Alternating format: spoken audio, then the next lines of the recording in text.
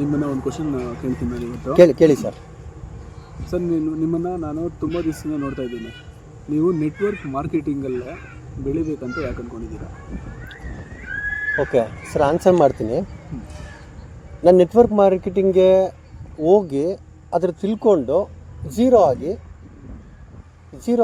ಮತ್ತೆ ನಾನು ನೆಟ್ವರ್ಕ್ ಮಾರ್ಕೆಟಿಂಗ್ಗೆ ಬರಬೇಕು ಅಂದ್ಕೊಂಡಿದ್ದೀನಿ. ಇದು ಟ್ರೂ. ನಾನು ನೆಟ್ವರ್ಕ್ ಮಾರ್ಕೆಟಿಂಗ್ ಅಂದರೆ ಏನು ಅಂದಾಗ ನನಗೇನು ಗೊತ್ತಿರಲಿಲ್ಲ. ಹೌದು.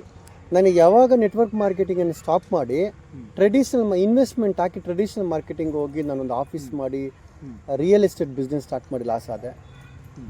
ಇನ್ನೊಂದು ಬಟ್ಟೆ ಅಂಗಡಿ ಹಾಕಬೇಕು ಅಂತ ಹೋಗಿ ಲಾಸ್ ಆದೆ. ಇನ್ನೊಂದು ಹೋಟೆಲ್ ಮಾಡಬೇಕಂತ ಹೋಗಿ ಲಾಸ್ ಆದೆ. ಬೇರೆ ಬೇರೆ ಬಿಸ್ನೆಸ್ ಟ್ರೈ ಮಾಡಿದೆ.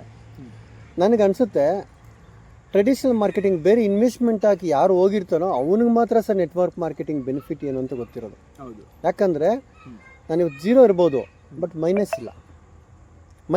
ನಾನು ಏನೂ ಕಳ್ಕೊಂಡಿಲ್ಲ ಇಲ್ಲಿ. ಸೊ ಯಾಕಂದರೆ ಇಲ್ಲಿ ಇನ್ವೆಸ್ಟ್ಮೆಂಟೇ ಇಲ್ಲ ಸರ್.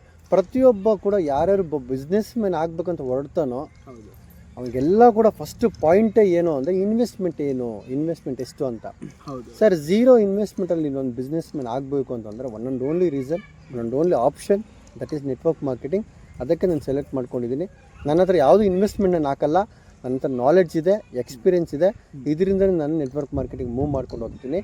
ಒಂದು ಸಟನ್ ಮೂವ್ ಆಗಿದ ತಕ್ಷಣ ಇಲ್ಲಿ ನನ್ನ ಹಾರ್ಡ್ ವರ್ಕ್ ಇರೋಲ್ಲ, ನನ್ನ ಟೀಮ್ ಇರ್ತಾರೆ.